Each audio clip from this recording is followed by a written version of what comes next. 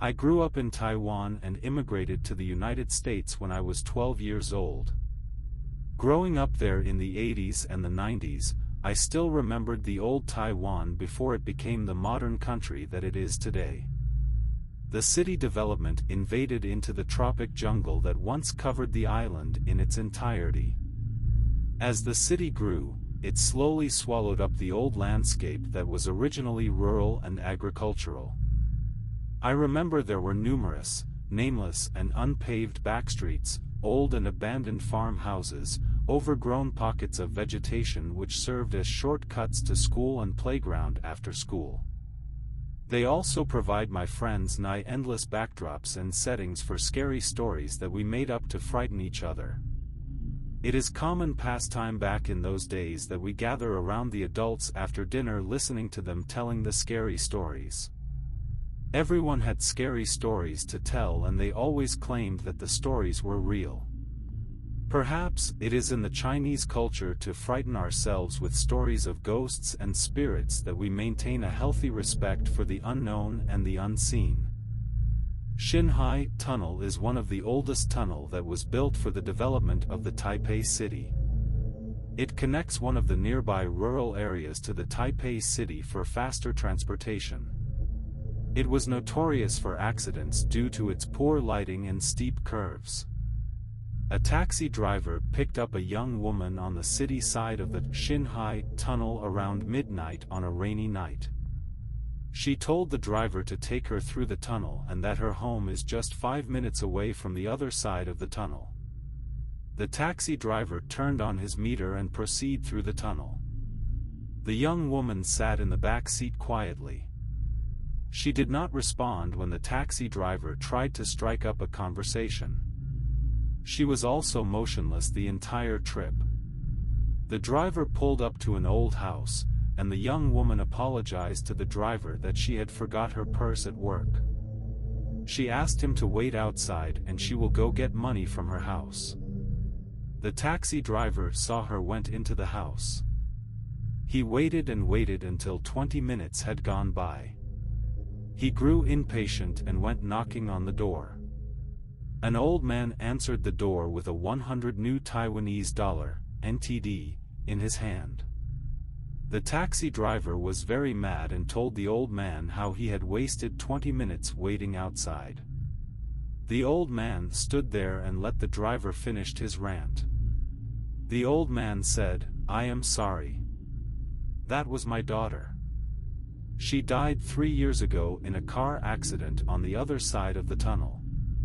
Since the day of the accident, she comes home every night." Chuanfu Elementary School. Chuanfu literally translates to reclaim or liberate in English. It was the name of my elementary school in Taiwan. Such patriotic theme was common back in the days when the Taiwanese sought legitimacy and international recognition separate from the mainland China. Many schools and government buildings in Taiwan back then were old buildings constructed during the Japanese occupation of Taiwan from the 1890s to 1940s. Chuanfu Elementary School was one of them. The oldest building of the school was a 4 stories tall circular building which was a very unusual architecture for its time. Floors 2, 3, and 4 had a circular hallway around and were open in the middle so one can look down to the first floor. There is a large circular skylight on the ceiling. No teacher would admit to it, but based on official government records, this building were used as a prison during the Japanese occupation where prisoners were tortured and executed. Prisoners were hung from the 4th floor inside the building to serve as examples for others. I remembered that no students were ever allowed to go up to the 4th floor when I attended school there. The story tells that some 6th graders, few years ahead of my time, sneaked into the circular building one night on a dare. What seemed like a silly prank ended with one of the students falling over the ledge around the circular opening and died from his injury. It was rumored that the students found that the gate to the 4th floor was left unlocked, probably forgotten by the janitor. They climbed up the stairs to explore the 4th floor. The circular hallway was only lit by the moonlight through the skylight. All the rooms seemed very old. They peeked into the rooms through the windows and found most of the rooms contained very old Japanese furniture, including desks, chairs, and file cabinets. As they were leaving, one of the students saw something in a room and was startled. He pedaled backwards and tripped over the ledge around the circular opening. Confused and terrified, the rest of the students ran out of the building. One of them looked into the room as he ran past it. In it he saw decapitated heads piled on the floor and the bodies wearing clothes from the early 1900s. As he ran down the stairs, he could hear crying and people yelling in Japanese behind him. 13. Taiwan has a mandatory 2-year military service for young men when they are 18. I personally did not have to serve since I left when I was 12.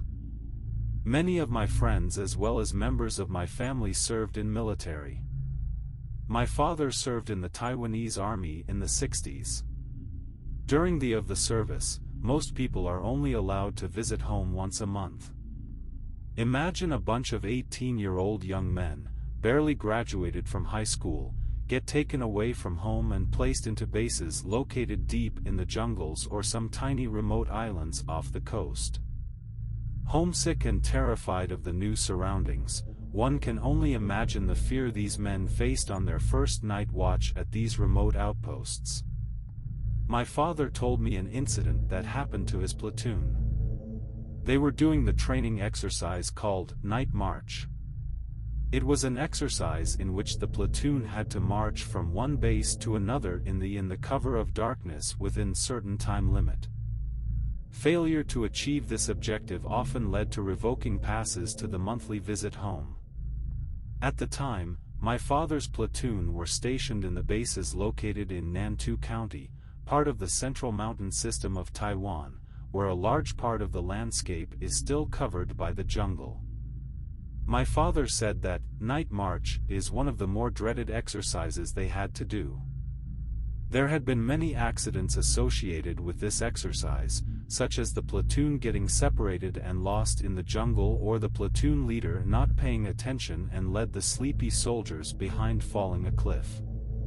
That night, his platoon received the march order from the Central Command, a 20-kilometer march in full battle gear through the jungle after a whole day of training.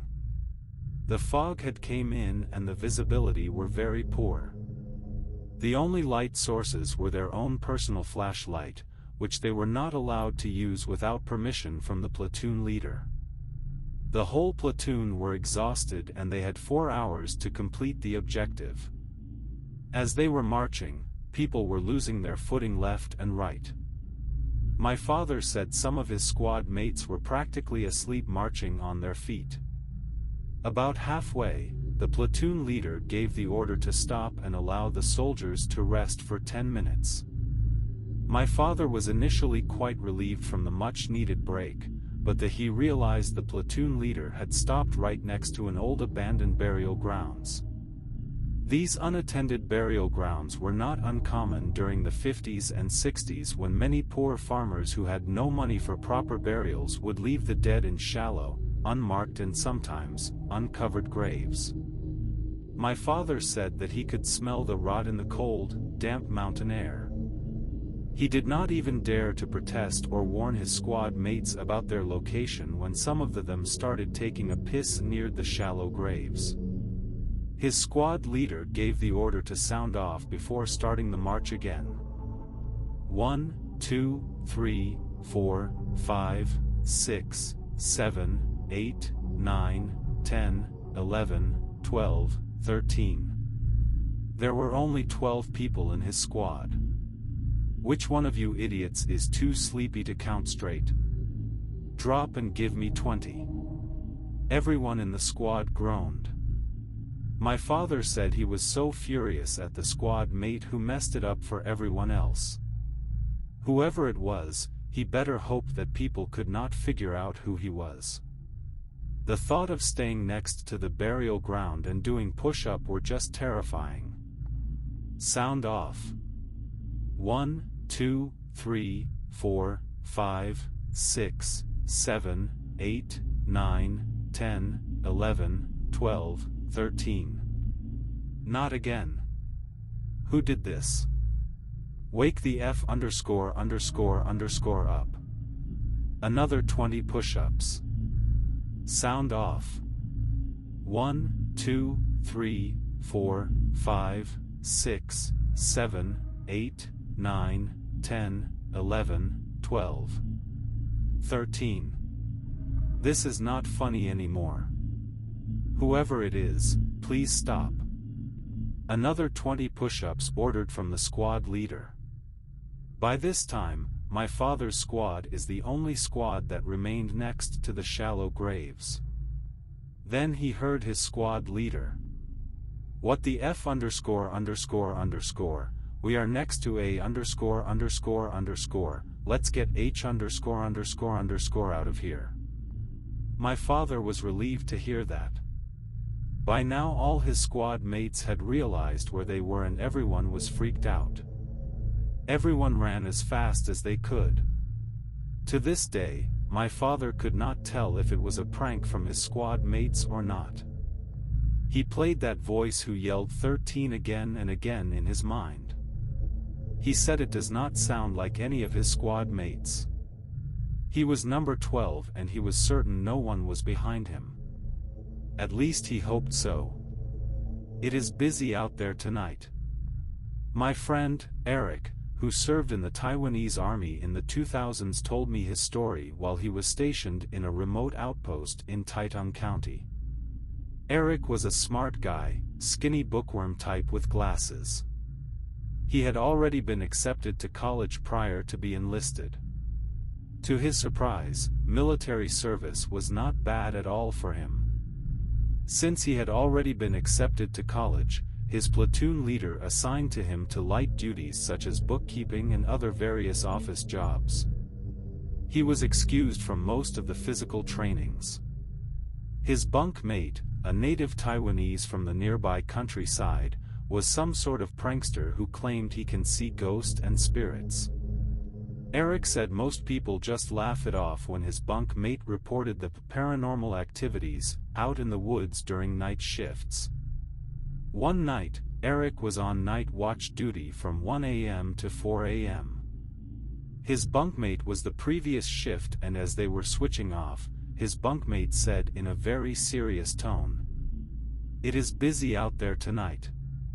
Keep your eyes open." Eric was not amused by this. He almost wanted to introduce the butt of his rifle to his bunkmate's face. Grudgingly, Eric stepped out into the bitter cold and darkness. The entrance of the base is well lit. Nothing happened as Eric stood in the bitter cold for the first 2 hours. Eric said it was probably around 3 a.m. when he saw someone flip over the wall and ran toward the officer's bunk. Startled, Eric moved cautiously toward the officer's bunk. It is not uncommon that some senior officer would sneak off base to the nearby town for a drink or two. Eric did not want to cause any trouble that could jeopardize his cushy assignments. He found one of the officer's bunk window was lit. He peeked in the window and found one of the officer awake sitting at his desk. The officer noticed him and called Eric to the window. Eric explained to the officer what he saw and that he was investigating if someone has sneaked into the base. Eric also told the officer that his bunk mate has been telling spooky stories, which making him a bit more nervous. The officer laughed and told Eric, "Don't believe that nonsense." Reassured, Eric returned to the post and switched off with the next shift. The next morning, Eric went to look for the senior officer, wanting to thank him for his encouragement from the previous night. However, he was unable to find the officer. When he arrived at the officer's bunk, he found that the room he was at last night has not been in use for many years. Other people at the base told Eric it belonged to an old officer from China who had no family in Taiwan. He died in an accident 5 years ago when he sneaked out of the base to drink and returned drunk. The officer fell asleep behind a military truck and was accidentally ran over by the driver the next morning.